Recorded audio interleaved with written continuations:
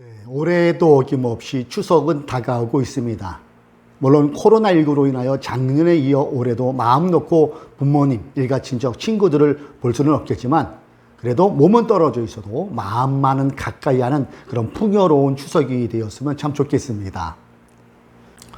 코로나19는 대규모 행사, 공연 같은 것들을 거의 불가능하게 만들어 버렸죠. 그 중에 하나가 들어가는 게 가을 운동회일 것 같아요. 추석 앞뒤로 특별히 초등학교에서 벌어지는, 시골에서 벌어지는 가을 운동회는 나이가 좀 있는 분들은 아련한 추억으로 남아 있습니다. 춥지도 않지요, 덥지도 않지요. 하늘은 맑고 높아서 운동하기에도 안성맞춤인 그런 계절에, 이 계절 가을에 코로나가 없었다면 지금쯤 전국 방방곡곡 초등학교에서 가을 운동회가 한참 벌어질 요즘일 것 같습니다.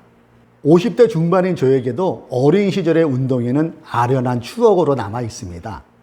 희한한 것은 꼭 소풍날이라든지 아니면 운동회 하는 날, 비가 많이 왔던 기억이 나요. 그래서 운동회 전날, 소풍 가기 전날이면 다음날 비 오면 어쩌나 조마조마 하면서 잠도 제대로 못 잤던 그런 기억이 있습니다. 그래서 소문에는 학교 수위 아저씨가 학교에 있는 구덩이를 잡아서 운동회 때 비가 오는 거라고 그런 얘기들도 돌곤 했던 기억이 나요. 종목도 참 많았어요. 공 굴리기, 콩 주머니로 종이박 터뜨리기, 부모님과 함께 2인 삼각 달리기, 그리고 3000m 계주 그런 거. 무엇보다도 민감한 경기가 100m 달리기죠. 왜냐하면 부모님들도 오시고 할아버지들도 오시고 할머니도 오시니까 뭔가 좀 보여드려야 되잖아요. 손주된 입장에서는. 하필 그 상도 꼭 3등까지만 상을 줘요. 그래서 등수에 들어야 모처럼 엄마, 아빠, 고모, 이모, 할머니, 할아버지한테 힘 좀 줄 수 있겠는데 해마다 운동회를 하면 100m 달리기는 등수 안에 드는 애는 거의 정해져 있어요. 예. 응원들도 대단합니다. 우리 집 애가 뛰면 마치 자신이 달리기에 참가처럼 우리 종배 잘 뛴다. 그래 1등이다 1등 1등 이렇게 응원을 아주 목이 터져라고는 하죠. 그리고 할머니, 할아버지들은 자기 손주가 1등 하면은 뭐 난리가 납니다. 그리고 며칠 동안은 손주 자랑이 아주 대단하죠. 우리 손자 종배가 이번에 운동회에서 뜀박질해서 1등을 했구먼. 그래서 시방 봉책 5건하고 양은 냄비 우리 집에 가면 있어. 뭐 이렇게 막 자랑들을 하고 그랬습니다. 그러니까 좀 잘 사는 애들은, 형편이 좀 괜찮은 애들은 100m 달리기 할 때 은밀한 제한이 들어오는 경우도 있어요. 야, 종배야, 나한테 한번 져줘. 나 3등 안에만 들어오면 되거든. 네가 한 번만 져줘. 그러면 이따가 통 다 뒷다리 하나 또 잘라 넣어줄게. 뭐 이러한 은밀한 뒷거래도 있었던 게 사실입니다. 제 나이 정도, 특별히 시골에 사시는 분들은 이런 추억들이 있을 것 같아요. 오늘 본문의 말씀이 바로 이런 운동회를 연상케 하는 내용이지요. 다름박질, 뜀박질 하는 얘기가 나와 있어요. 고린도전서 9장 24절의 말씀을 볼까요? 경기장에서 달리기 하는 사람들이 모두 달리지만 상을 받는 사람은 하나뿐이라는 것을 여러분은 알지 못합니까? 이와 같이 여러분도 상을 받을 수 있도록 달리십시오. 달리기 얘기죠. 가을 운동회 때 100m 달리기가 떠오르지 않습니까? 이와 같이 여러분도 상을 받을 수 있도록 달리십시오. 오늘 본문은 영적 달리기를 말하고 있어요. 물론 세상에 주는 상도 중요하지 않다는 게 아닙니다. 그러나 세상에 주는 상의 단점은 썩어진다는 것입니다. 나중에는 누렇게 빛이 바래지는 상, 메뚜기도 한철인 그런 상이라는 겁니다. 올림픽 끝난 지가 얼마 안 됐잖아요, 일본에서. 근데 벌써 우리의 기억은 잊혀져 가고 있지 않습니까? 금메달리스트들도 그때 한때뿐이라는 것 아니겠어요? 세월의 흐름 속에 그들도 기억에서 점점 사라지는 것은 어쩔 수 없는 일인 것 같아요. 그러나 하나님께서 주시는 상은, 하나님께 받는 상은 영원하다는 겁니다. 영원히 빛을 발하는 상이라는 것이지요. 왜냐하면 하나님께서 주시는 상은 썩어지지 않는 상이기 때문입니다. 그렇다면 본문이 말씀하는 썩어지지 않는 하나님께서 주시는 그 상을 받기 위해서 우리는 어떻게 해야 될까요?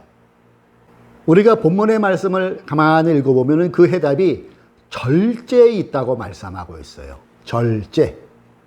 그것도 그냥 절제가 아닙니다. 모든 일에 절제라고 기록되어 있습니다. 25절을 다시 봅니다. 경기에 나서는 사람은 모든 일에 절제를 합니다. 모든 일에. 그런데 운동 경기에 나서는 그들은 썩어 없어질 월계관을 얻으려고 절제하는 것이지만 예수를 믿는 우리는 썩지 않을 월계관을 얻으려고 하는 것이라고 사도 바울은 강조하고 있어요. 다시 25절. 경기에 나서는 사람은 모든 일에 절제를 합니다. 그런데 그들은 썩어 없어질 월계관을 얻으려고 절제를 하는 것이지만 우리는 썩지 않을 월계관을 얻으려고 하는 것입니다. 아멘. 즉 하나님의 상을 얻기 위해서 우리의 삶이 항상 절제하는 삶이 요구된다는 것이지요. 절제라는 뜻은 정도를 넘지 않도록 알맞게 조절하거나 제어함, 이렇게 국어사전에는 정의되어 있더라고요. 다시 말해서 절제는 넘치지 않는 것, 균형을 의미하기도 하는 것이지요.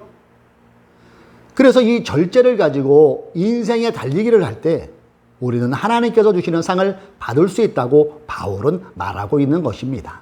오늘 본문을 우리가 좀 더 관심을 가지고 읽어보면 절제할 수 있는 방법 두 가지가 우리가 읽은 이 구절에 소개되고 있음을 발견할 수가 있어요. 첫째로 절제를 잘하려면 방향 또는 목표 설정을 잘해야 된다는 것입니다. 본문 9장 26절. 그러므로 나는 목표 없이 달리기를 하는 것이 아닙니다. 나는 허공을 치듯이 권투를 하는 것이 아닙니다. 네, 그렇죠? 그러므로 나는 목표 없이 달리듯이 달리기를 하는 것이 아닙니다. 목표가 분명하면 방향을 제대로 잡을 수가 있습니다.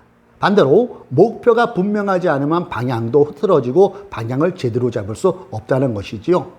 그래서 목표와 방향은 따로 가는 것이 아니고 같이 가는 것이겠지요. 그 목표가 얼마나 뚜렷하느냐에 따라서 준비를 철저히 하느냐 안 하느냐가 자연스럽게 결정되는 것이고요. 절제 또한 자연스럽게 이루어진다는 것입니다. 이처럼 목표는 우리를 절제하게 만들어줍니다. 그렇기 때문에 목표 설정이 중요하다는 것이죠. 여러분, 왜 우리 인생에서 방황이란 단어가 생기는 걸까요? 방황. 그 중에 하나가 아직 뚜렷한 목표가 설정되지 않을 때 방황이 일어날 수 있다는 것입니다. 오늘 본문을 쓴 저자 사도 바울 선생님은 그의 인생에 있어서 목표가 뚜렷한 사람이었어요. 너무 뚜렷한 사람이었죠. 그는 빌립보서 3장 14절에서 이렇게 말했습니다. 표대를 향하여 그리스도 예수 안에서 하나님이 위에서 부르신 부름의 상을 위하여 달려가노라. 아멘. 사도 바울의 목표는 무엇이었습니까? 선교였지요.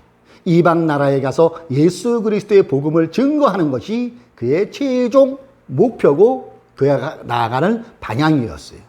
그래서 그의 모든 생각은 온통 복음 전파, 선교, 여기에 꽂혀 있었다는 것이지요. 그에게는 세상의 어떤 명예, 어떤 부도 그의 뚜렷한 목표를 방해하지 못했습니다. 사랑하는 교우 여러분, 특별히 청년 여러분, 여러분에는 목표가 무엇입니까? 그 목표가 뚜렷하십니까? 뚜렷하다면 뚜렷한 만큼 절제를 할 수 있게 됩니다. 참을 수도 있습니다. 분명하고 뚜렷한 목표를 정하시기를 권면드립니다. 이게 우리로 하여금 절제할 수 있는 힘으로도 작용할 수 있고 세월을 허송세월하지 않는 힘으로도 작용할 수 있다는 것입니다. 본문 9장 26절 하반절을 보세요. 나는 허공을 치듯이 권투를 하는 것이 아닙니다. 라는 구절이 나옵니다. 즉 절제를 잘하려면 목표 설정과 더불어 타겟 설정을 잘 하라는 것 아니겠어요? 본문 고린도전서 9장 26절의 말씀 하반절. 나는 허공을 치듯이 권투를 하는 것이 아닙니다. 목표 설정은 큰 틀이라면은 타겟 설정은 그 안에 부속품, 이렇게 생각하면 이해가 쉬울 것 같아요. 본문을 쓴 사도 바울은 지금 인생의 경주를 달리기와 함께 권투로 비유하고 있음을 보게 돼요. 그 당시 고린도는 그리스 지역이었죠. 그리스 하면 떠오르는 게 올림픽이잖아요. 그렇죠? 이때 벌써 권투가 올림픽 종목에 있었다고 합니다. 그러면서 바울은 이 절제를 권투에 비유하고 있어요.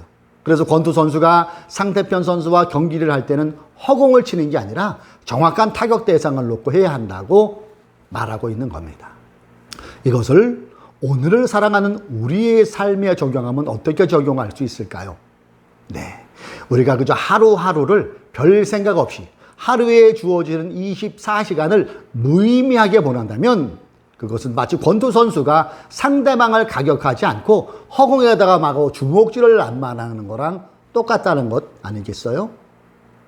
그래서 절제는 타겟 설정입니다. 여러분, 뚜렷한 목표가 정해졌습니까? 그렇다면 작전을 짜세요. 어떻게 내가 그 목표를 이루어 나갈 것인가를 구체적인 전술 또한 필요하다는 것이지요. 오늘 본문을 기록한 사도 바울의 목표는 로마였지요. 그리고 그는 이 목표를 이루기 위해서 최선으로 전술을 구사했습니다. 오늘 본문을 기록한 사도 바울의 목표는 로마를 넘어 스페인, 그 당시에 스페인이 땅끝이라고 이렇게 알고 있었대잖아요. 거기가 그의 최종 목표였어요. 그리고 그는 이 목표를 이루기 위해서 최선으로 전술을 구사했습니다. 그 결과 그는 정말로 로마까지 들어가게 됩니다. 지난주 조용기 목사님께서 소천하신 건 여러분 다 아실 거예요. 이번에 소천 소식이 저에게는 좀 더 특별하게 다가온 것은 저 또한 그분의 마지막 직계 제자 중에 한 사람이기 때문에 그분의 별세 소식에 마음이 무거워지면서 좀 슬펐습니다. 물론 그분의 업적이 사람인 이상 잘한 것도 있을 테고 안타까운 부분도 분명히 존재할 것입니다. 제가 제자로서 영산 조용기 목사님에게 옆에서 느끼고 배울 점 중에 하나가 바로 이렇게 사셨다는 거예요. 그분은 누구보다도 목표가 아주 뚜렷한 분이셨어요. 그분의 대외적 목표는 영혼 구원, 복음 전파였습니다. 그 뚜렷한 목표가 열정으로 승환되면서 지구를 약 120바퀴나 돌 정도로 영혼 구원에 대한, 예수 복음 전파에 대한 뚜렷한 목표가 그에게는 있었습니다. 그리고 타겟 설정도 아주 선명하셨어요. 복음 전파라는 목표를 어떻게 이루어 나갈 것인가에 대한 구체적인 전술을 스스로 연구하셨고 실행에 옮기셨던 분으로 저는 기억하고 있습니다. 뚜렷한 목표와 정확한 타겟, 적어도 이 부분만큼은 우리 제자들에게 좋은 본을 보여주셨고 우리들이 본받아야 될 부분이라고 저는 생각을 합니다. 사랑하는 교우 여러분, 우리 모두는 싫든지 좋든지 누구나 예외 없이 인생의 경주자들입니다. 그런데 자칫 오늘 우리가 읽은 마지막 절 27절의 말씀처럼 내가 남에게 복음을 전하고 나서 도리어 나 스스로는 버림을 받는다면, 가련한 신세가 된다면 이 얼마나 안타까운 일이고 황당한 일입니까? 다 된 밥에 재 뿌려서야 되겠습니까? 뚜렷한 목표와 타겟 설정하고 기도와 말씀으로 나를 훈련하실 것을 주님의 이름으로 권면드립니다. 그럴 때 여기에서 바른 절제가 발휘되어서 빗나가지 않고 우리의 일상에서 쉽게 넘어지지 않고 바른 신앙으로 살아갈 수 있게 될 것입니다. 이렇게 여러분의 가을이 절제로 어우러져서 풍성한 나날들이 되시기를 주님의 이름으로 축복합니다.